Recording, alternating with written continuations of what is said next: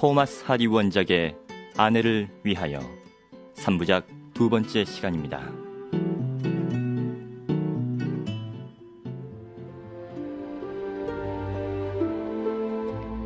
지난 이야기, 쉐이드렉은 난파된 배에서 극적으로 살아나 6-7년 만에 고향 마을을 찾아온다. 그는 에밀리와 사랑에 빠지지만 그녀의 친구인 조안나와 약혼하게 된다. 그러나 진정 자기가 사랑하는 사람이 에밀리임을 깨닫고 사랑을 고백하는데, 이를 엿듣게 된 조안나는 질투심에 불타 쉐이드렉을 절대 놓아주지 않겠다고 결심한다. 결국 쉐이드렉과 조안나는 결혼식을 올린다.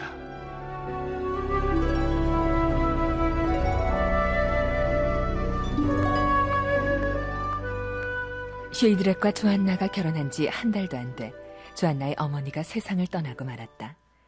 쉐이드렉은 다시 바다로 나가 일하고 싶었지만 조안나는 남편까지 잃게 될까봐 차마 그를 보낼 수 없었다. 조안나, 그렇다고 이러고 있을 수만도 없지 않소? 작은 식료품 가게를 차리는 건 어떨까요? 마침 적당한 가게도 나왔으니까요. 그러나 쉐이드렉은 장사에 대해 전혀 아는 것이 없었다. 조안나도 마찬가지였다. 쉐이드렉 부부는 가게를 꾸려나가는데 온 힘을 기울였지만 형편은 조금도 나아지지 않았다. 그러는 동안 부부에게 두 아들이 생겼다. 조안나는 지금까지 남편을 그다지 사랑하진 않았지만 두 아들만은 맹목적으로 사랑했다. 그녀는 앞날에 대한 모든 기대와 희망을 두 아들에게 걸었다. 이렇게 장사가 안 되니 아이들 학교나 제대로 보낼 수 있을지. 가게는 조금도 번창하지 못했다. 그녀가 아이들의 교육과 장래에 대해 품었던 커다란 꿈들은 초라한 현실 앞에서 무참히 깨어졌다. 그녀의 기대와 달리 아이들은 평범한 교육을 받아야 했다. 하지만 바닷가에서 나고 자란 아이들답게 항해술에 뛰어난 재능을 보였고 모험심도 강했다.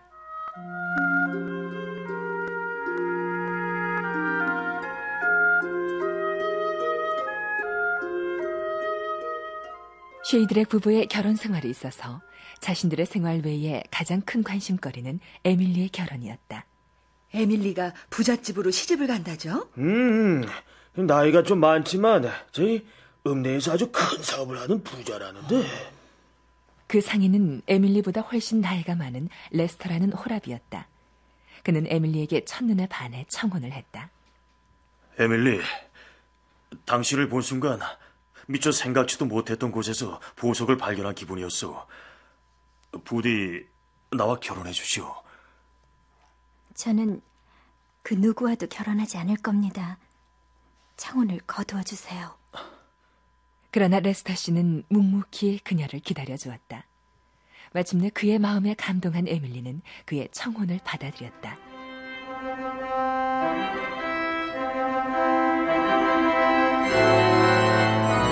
결혼을 하고 난 뒤 이들 부부 역시 두 아이를 갖게 되었다.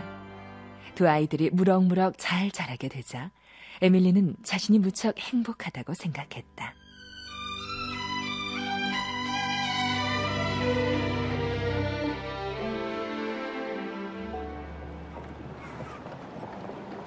이 고풍스러운 읍내에는 벽돌로 지어진 크고 멋진 가옥이 몇 채 있었는데 레스터 씨의 집도 그중 하나였다.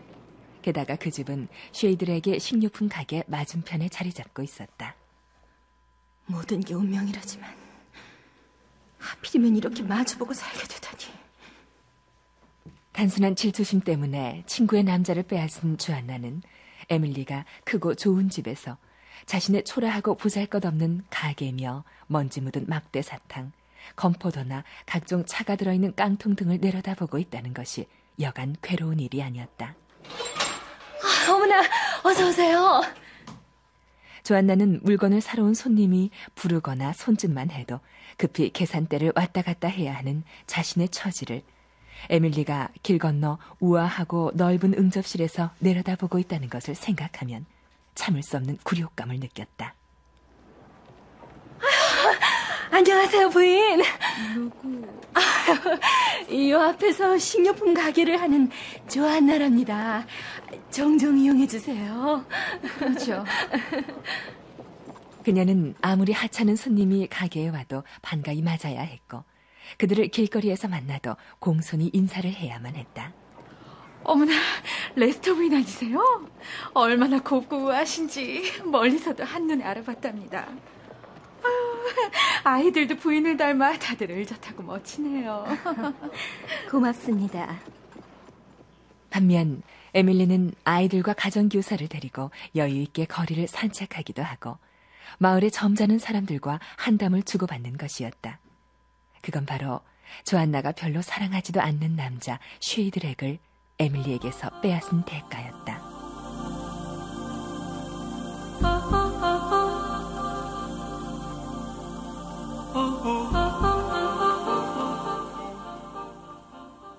조안나가 많이 힘들어 보이던데 내가 좀 더 잘해줘야겠군.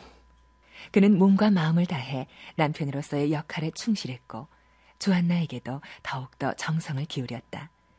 한때 에밀리에게 사랑을 느꼈지만 세월의 흐름 속에서 젊은 날의 그 격렬했던 정열은 점점 무뎌져 갔다. 쉐이드렉을 대하는 에밀리의 감정도 마찬가지였다. 어서 오세요. 레스터 부인이시군요. 그동안 안녕하셨어요? 네, 덕분에요. 부인께서도 안녕하시지요? 만약 에밀리의 태도에 조금이라도 질투 비슷한 것이 엿보였다면 조안나는 오히려 만족스러웠을 것이다. 그러나 조안나는 자신이 꾸민 일의 결과를 두 사람 모두 거부감 없이 받아들인다는 사실이 오히려 불만스러웠다.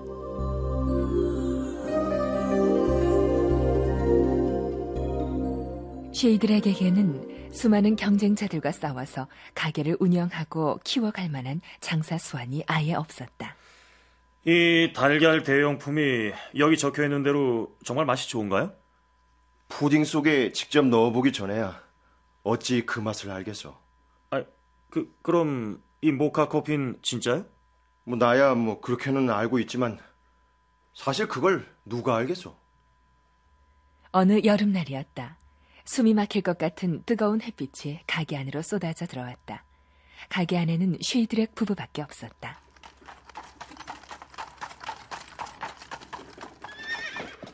그때 호화로운 마차가 에밀리의 집 앞에 멈추는 것이 조안나의 눈에 띄었다.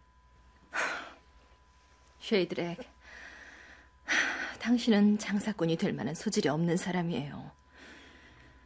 당신 같은 사람이 장사를 해서 돈을 벌기란 무척 어렵겠죠. 세상에서 돈이 다는 아니지 않소. 어떻게든 이 가게를 꾸려나가면 그럭저럭 먹고 살 수는 있지 않겠소? 그녀는 식료품 진열대 사이로 보이는 에밀리의 커다란 저택을 바라보며 말했다. 그럭저럭 산다고요? 당신은 에밀리가 눈에 보이지도 않나요? 얼마나 흥청망청 살고 있는지 좀 보란 말이에요. 옛날엔 지지리도 못 살던 애가요. 그 집 아이들은 대학도 갈 수 있을 거예요. 그런데 우리 애들을 좀 봐요. 대학은 꿈도 못 꾼다고요. 조안나, 당신은 에밀리에게 아주 좋은 일을 한 거예요. 당신이 에밀리에게 나를 단념하라고 했기 때문에 그녀가 레스토 씨와 결혼을 할 수 있었으니까. 세상에서 에밀리에게 그만큼 좋은 일을 할 사람이 누가 있겠어? 옛날 얘기는 꺼내지도 마세요. 그녀는 슬픔으로 얼굴이 파랗게 질릴 지경이었다. 아무리 당신이 돈에 관심이 없다고 해도 이젠 아이들과 나를 생각해서라도 어떻게든 돈을 벌어야 하지 않겠어요? 솔직히 말해, 이런 일은 내 적성에 맞지 않소.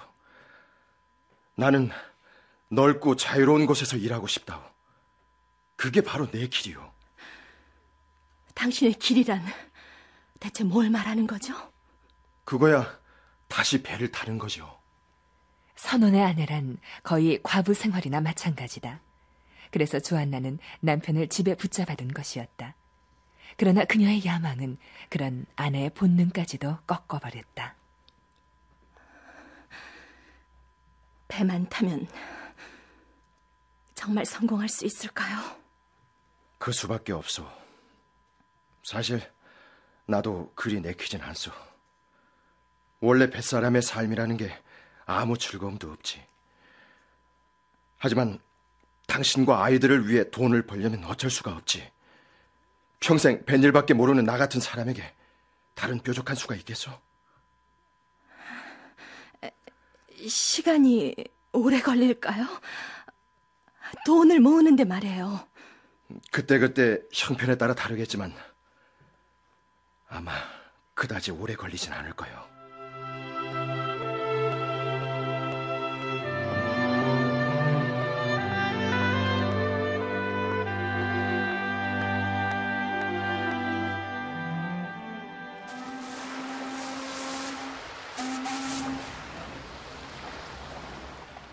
얼마 후 쉐이드렉은 전 재산을 털어 쌍돛대 한 척을 샀다. 그리고 선장이 되었다. 그는 처음 몇 달 동안은 연한 무역을 하면서 그동안 몸에 배어있던 육지의 냄새를 완전히 털어버렸다. 자, 살살 놔. 조심. 조안나는 자식들과 집에 남아있게 되었다. 아이들은 이제 장성해서 부둣가의 인부로 일하고 있었다. 조안나는 아이들이 딱하다는 생각이 들 때마다 이렇게 중얼거렸다. 놀고 먹을 수 있는 형편이 아니니 어쩔 수 없지만 쉐이들에게 돌아오면 가정교사를 붙여서 철저하게 교육을 시켜야지. 에밀리네 아이들 못지않은 멋진 신사로 만들 거야.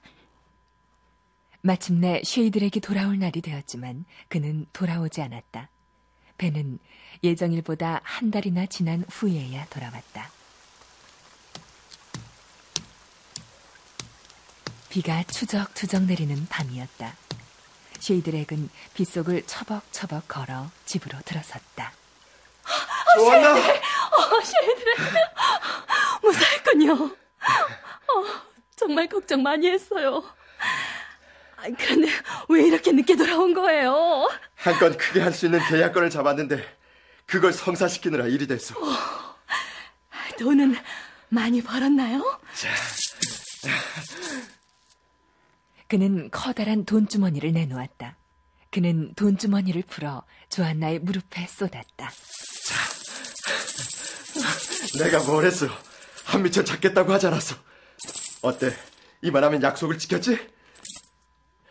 이게 전부예요? 이게 전부냐고? 조안나, 이 정도면 300파운드는 좋게 돼요. 이만하면 한미천 되지 않소? 그렇겠죠. 바다에서 보면야 한미천 되겠죠. 하지만 여긴 육지란 말이에요. 당신은 내가 생각했던 것만큼 기뻐하지 않는 것 같군. 쉐드렉, 우리야 돈을 100, 200 이런 단위로 세지만 저 건너집은 1000, 2000 이렇게 센단 말이에요. 당신이 바다로 떠난 뒤엔 쌍마차까지 장만했다고요. 하지만 어쩌겠어요. 이 돈으로 어떻게든 최선을 다해봐야죠. 어차피 저 집은 부자고 우린 가난뱅이니까요.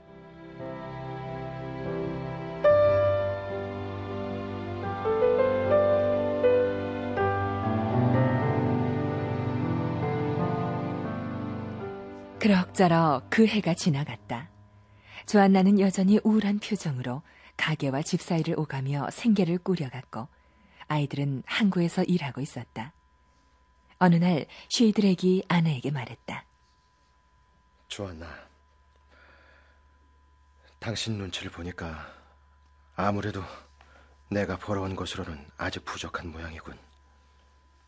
그래요. 부족해요. 이제 우리 아이들은 레스턴애가 갖고 있는 배나 부리면서 먹고 살아야 할 거예요. 옛날엔 내가 에밀리보다도 훨씬 나았는데. 가능한 일이오. 뭐가 말이에요? 당신 말대로 1000 단위로 돈을 벌 수 있단 말이오. 만약 아이들과 함께 바다로 나간다면 말이오. 그런 말은 듣기도 싫어요. 바다가 얼마나 위험한지 몰라서 그래요? 나는 아이들만은 번듯하게 키우고 싶어요. 그런 위험한 일을 어떻게 시킨단 말이에요? 난 죽어도 그런 짓은 못해요. 이튿날 한참 동안 생각에 잠겨 있는 듯 하다가 조한나가 물었다. 만약 당신 말대로만 하면 정말 전보다 더 많이 돈을 벌 수 있을까요? 나 혼자 하는 것보다 4배는 더 벌 수 있을 거요. 우리 아이들은 어려서부터 물에 단련이 됐어. 그 아이들은 웬만한 선장 못지않게 배를 부릴 수 있어. 그래도 바다는 위험해요. 게다가 전쟁이 났다는 소문도 있고. 그야 위험하기는 하지. 그녀는 자꾸만 더 불안해졌고 거기다 요즘 들어 더욱 자주 그녀의 가게를 드나드는 에밀리도 못 봐줄 지경이었다. 결국 조한나는 승낙하고 말았다.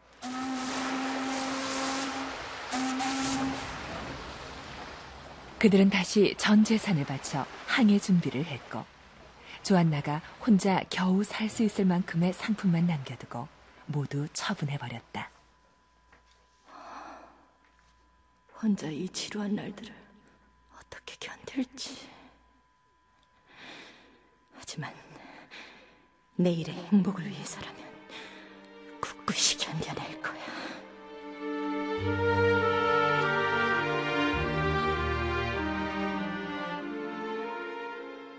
토마스 하디 원작의 아내를 위하여 2부를 마치겠습니다.